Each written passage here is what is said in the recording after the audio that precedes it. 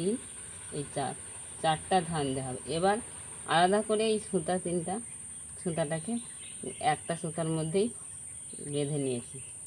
এবার আমি এটাকে এইভাবে নিয়ে বাঁধছি, এই গড়াতে বাঁধবো। দেখুন ভালো করে ফাঁসি দিয়ে গড়ায় বেঁধে দিলাম। বাঁধনটা ঠিক টাইট করে হবে।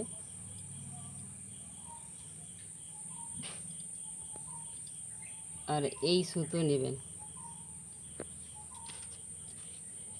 এবার আমি এই লম্বা লম্বা ধান ছিল আমাদের বাড়িতে, এই ধানগুলো একটা করে দিচ্ছি। দেখুন ঠিক সমান হবে, দুপাশে যেন সমান হয়। একটা হলো, এই দুটো,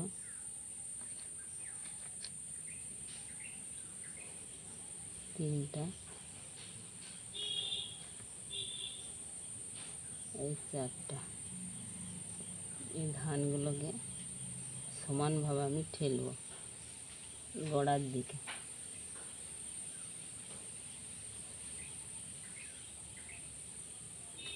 এবার দেখুন নিচে দিয়ে এই হাতের দড়িটা এই পাশে যাচ্ছে, আবার এই হাতের দড়িটা এই পাশে এলো ফাঁসির মতো হয়ে, উপর দিকে আবার এই হাতের সুতোটা এই হাতে এলো, আর এই হাতে সুতোটা দিয়ে এইবার ফাঁসির মতো দিলাম।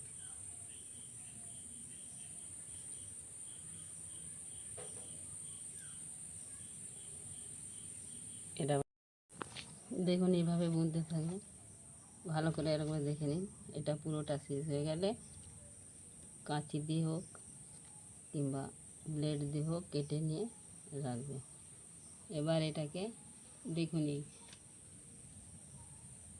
এই পাশে দিয়ে এগুলোকে আস্তে আস্তে আমি কোনো একটা লক্ষ্মীর ফটের সঙ্গে কিংবা এমনিও করতে পারেন, এটা বাঁধে রাখবেন ঠিক এরকম করে মুড়ে মুড়ে এসের মতো।